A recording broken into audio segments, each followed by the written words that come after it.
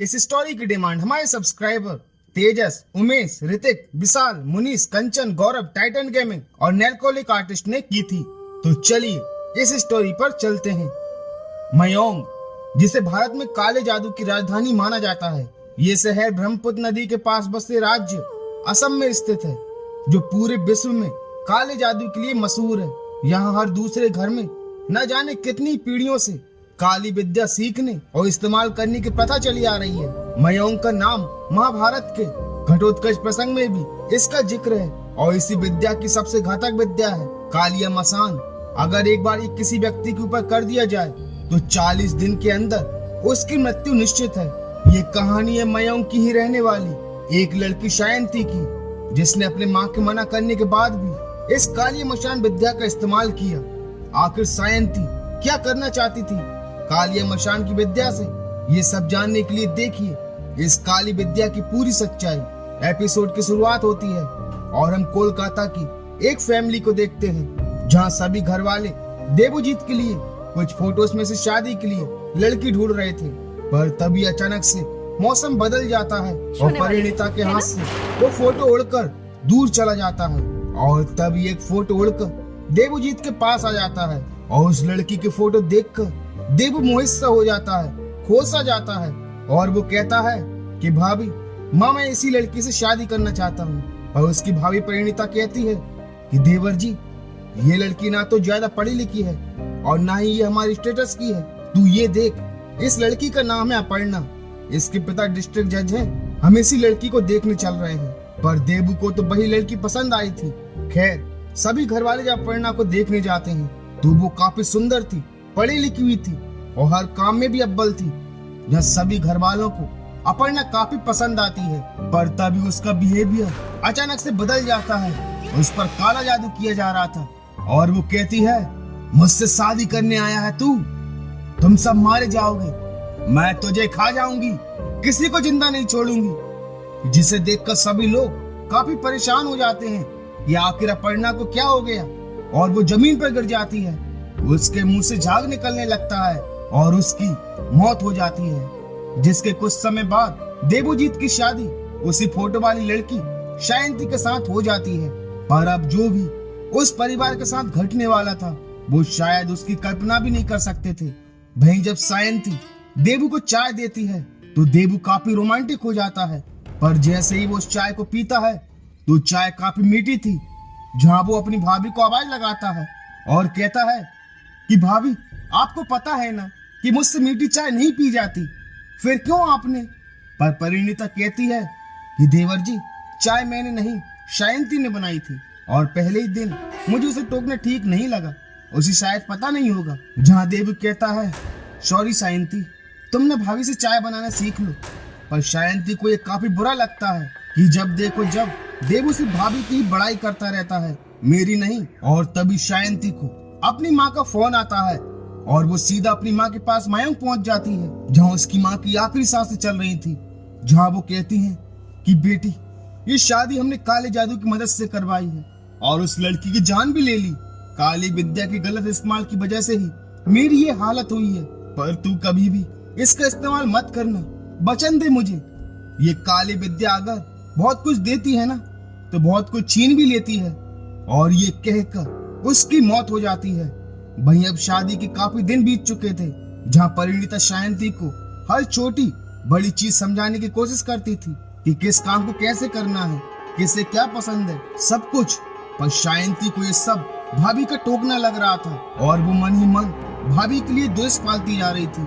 और एक दिन जब सभी बाहर घूमने जा रहे थे तो देवू शायंती से कहता है कि तुम पीछे बैठ जाओ, आगे मेरी बोधी बैठेंगी। पर परिणीता कहती है कि देवू, शायंती तुम्हारी पत्नी है, उसी का आगे तुम्हारे साथ बैठना। पर ये भी शायंती को काफी बुरा लगता है और वो ये ठान लेती है कि मुझे देवू के दिल पर और इस घर के हर सदस्य पर काला जादू करना होगा, ताकि सभी भाभी से पहले मुझे प्राथमिकता दें। और वो अपनी माँ को दिया हुआ वचन तोड़ने का फैसला करती है। वहीं एक दिन जब काम वाली बाई कमरे की सफाई कर रही थी तो उसे शायंती की पायल दिखाई देती है और जैसे ही वो उसे उठाती है तो शायंती उसे पकड़ लेती है और कहती है कि तुम चोरी कर रही थी ना, और चोरी का इल्जाम लगाती है। पर वो कहती है कि बहू रानी, मैं चोरी नहीं कर रही थी, मैं इसे आप ही को देने वाली थी। मैं इस घर में काफी सालों से काम कर रही हूँ, आज तक मैंने ऐसा नहीं किया। जब से छोटी बहू आई है इसने मुझे चोरनी कह दी है। पर परिणीता को काम वाली बाई खीपी पर भरोसा था।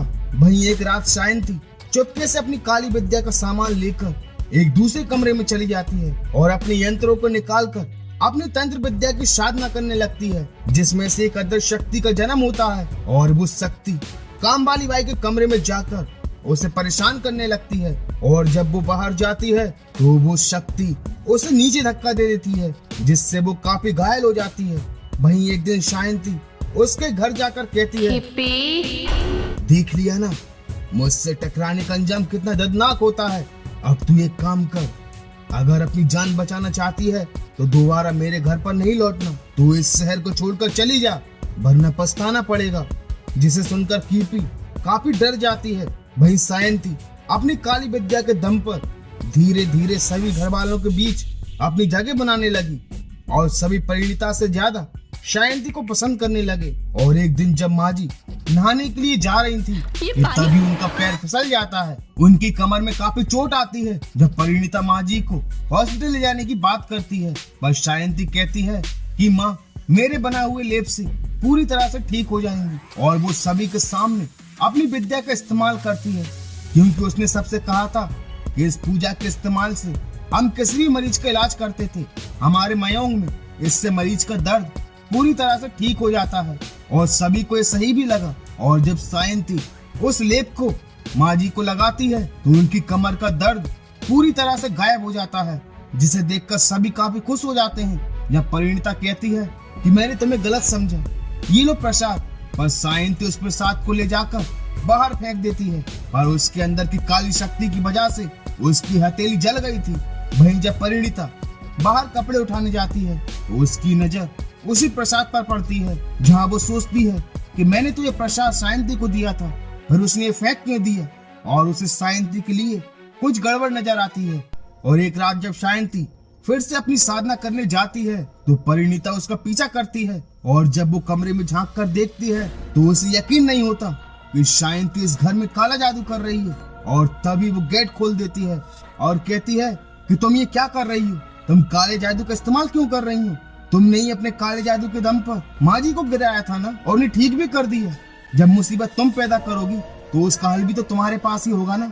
जहाँ वो कहती है कि भाभी मुझे माफ कर दो, मैं भटक गई थी, मैं देवू के दिल में और इस परिवार में अपनी जगह बनाना चाहती थी। कि भाभी आज के बाद मैं इस विद्या का इस्तेमाल नहीं करूंगी, मुझे माफ कर दीजिए। जब परिणीता कहती है कि सायंती तू मेरी छोटी बहन है और इस घर में और देवू के दिल में तुम्हारी जगह उसी दिन बन गई थी जिस दिन तुम इस घर में आई थी देवू के साथ शादी करके। और ठीक है, मैं ये बात किसी से नहीं कहूंगी, लेकिन अगर तुमने इस विद्या का इस्तेमाल दोबारा किया तो मैं सबको बता दूंगी कि तुम काला जादू करती हो। जहाँ सायंती हामी भर देती है कि मैं इस विद्या का दोबारा इस्तेमाल नहीं करूंगी। और परिणीता के जाते ही सायंती कहती है कि भाभी आपने मुझे धमका कर अच्छा नहीं किया, अब आपको जीने का कोई हक नहीं है। और अब सायंती घर से बाहर शमशान में जाकर अपनी साधना कर फिर से उस अदृश्य शक्ति का आह्वान करती है। और ये कोई आम साधना नहीं बल्कि कालिया मशान की साधना थी, जिसे वो परिणीता के ऊपर कर रही थी। और वो शक्ति प्रकट हो जाती है और इसका भार खाली नहीं जाता। ये एक ऐसा श्राप है जिससे बच पाना नामुमकिन है। इसका प्रभाव इतना ज्यादा होता है कि जिस पर यह किया जाए उसकी 40 दिन के अंदर मौत निश्चित है। कालिया मशान इंसान की सारी शारीरिक और मानसिक शक्ति खत्म कर देता है। सपने में मौत दिखाई देती है, भगवान के ऊपर से विश्वास हट जाता है, मन पर काबू नहीं रहता। और एक बार अगर ये कालिया मशान का श्राप किसी को लग जाए तो उसे वापस लेना काफी कठिन है। वहीं अब परिणीता को अजीब अजीब सी चीजें दिखाई देने लगी थी। दूध की जगह खून का दिखना, अपने आसपास किसी को होने का एहसास होना, सपने में अपने आप को देखना, खुद की मौत देखना। अब परिणीता के लिए एक आम बात हो चुकी थी। धीरे धीरे परिणीता की हालत बिगड़ती जा रही थी, वो काफी कमजोर हो गई थी। और अब काले मशान की हुए 30 दिन बीत चुके थे। वहीं जब खीपी को परिणीता की हालत के बारे में पता चला तो वो सीधा परिणीता से मिलने चली आई। और जो भी उसने कहा उसे सुनकर परिणीता की आंखें फटी की फटी रह गई। उसने कहा कि छोटी बहू ने मुझसे बदला लेने के लिए मुझ पर भी काला जादू किया था, पर एक बाबा की वजह से मेरी जान बच गई और उसने मुझे धमकी दी थी अगर मैं इस घर को छोड़कर नहीं गई तो वो मुझे मार डालेगी। मैं डर गई थी बड़ी भाभी। मुझे लगता है कि छोटी बहू ने आप पर भी काला जादू किया है। अगर आप कहें तो मैं उस तांत्रिक बाबा को बुला सकती हूँ, वो भी मयंक में ही रहते हैं, जिसने मुझे ठीक किया था।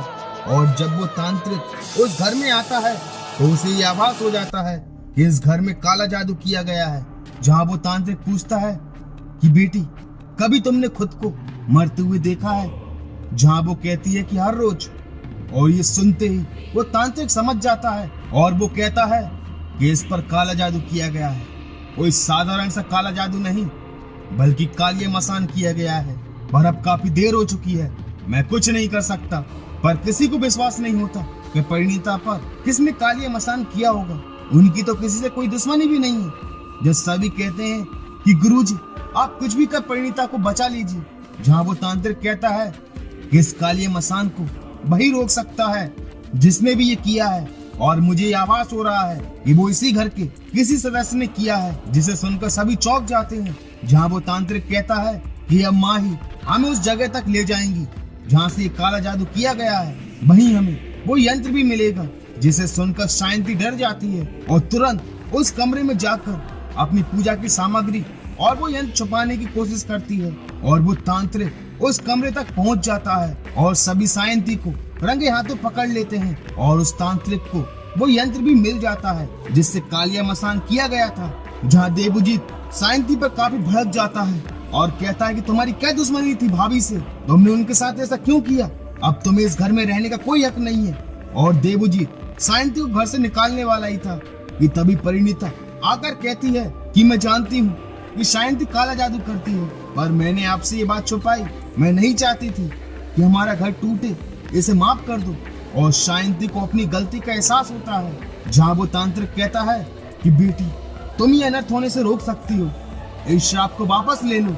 और सायंती फिर से अपनी विद्या का इस्तेमाल कर कालिया मसान को हटाती है, जिसे हटाते समय परिणीता को काफी पीड़ा होती है। पर कालिया मसान के हटते ही परिणीता पूरी तरह से ठीक हो जाती है। जब परिणीता बताती है कि इस घटना के बाद सायंती दोबारा घर नहीं लौटी और देबू ने भी दूसरी शादी नहीं की। आज सायंती कहाँ है कुछ पता नहीं, पर हम सब सुरक्षित हैं। और इसी के साथ आसाम का कालिया मसान इस एपिसोड का दी एंड हो जाता है। तो दोस्तों आपको स्टोरी कैसी लगी मुझे लाइक और कमेंट्स करके जरूर बताना। अगर आप फिया फाइल्स की और भी स्टोरीज को देखना चाहते हैं तो हमारे चैनल को सब्सक्राइब करना मत भूलना। तो मिलते हैं फिया फाइल्स की एक और रोंगटे खड़े स्टोरी के साथ। And thank you so much for watching this video.